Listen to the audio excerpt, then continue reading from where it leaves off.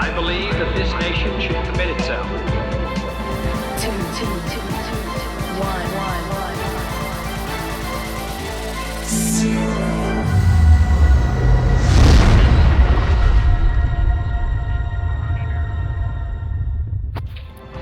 To achieving the goal before this decade is out of landing a man on the moon and returning him safely to the earth.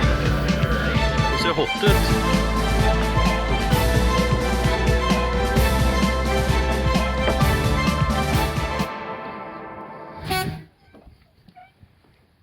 With the pandemic ruining all plans for international travel, I have to spend the summer with this guy.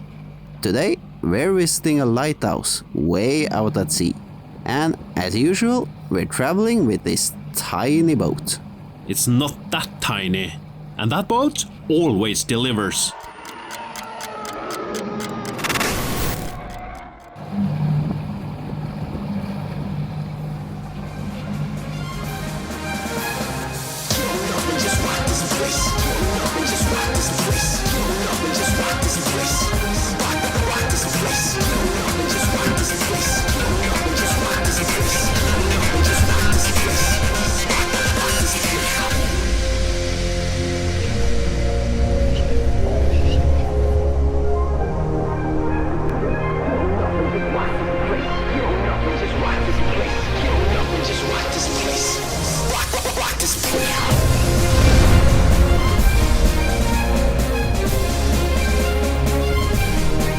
Hva er historien? Hva er historien?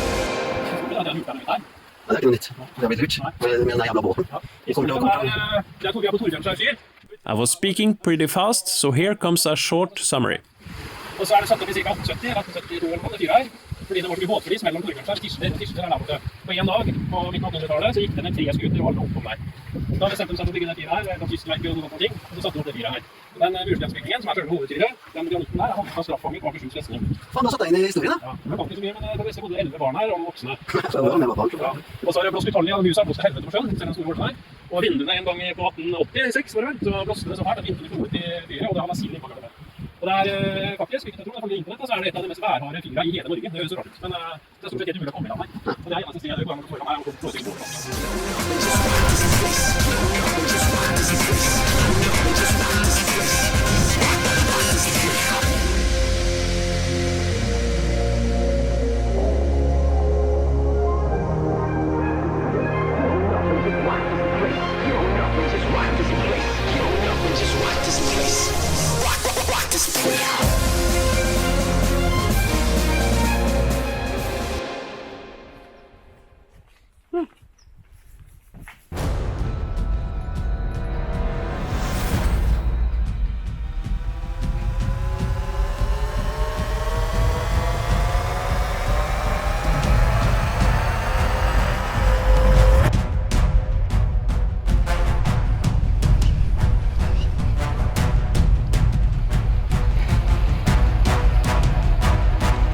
Båten til helvete nå, eller?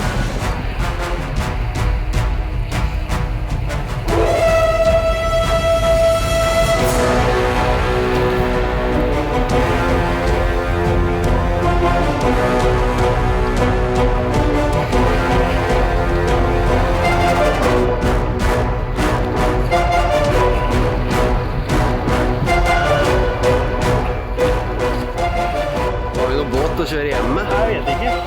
Helvete. Faen, så jeg har holdt på i 10 minutter nå. Man får juling her nå, så.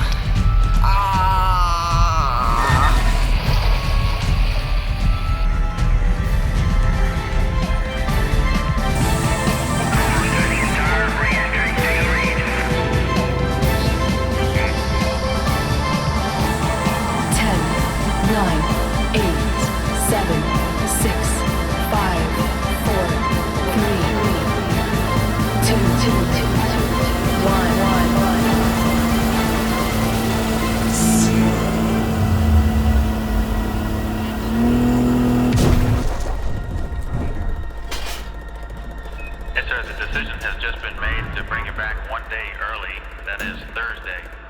We've accomplished a significant portion of the payload activities. We really appreciate your hard work. And this is an extra opportunity at KSC for landing, which also ensures that we get Columbia back down on the ground.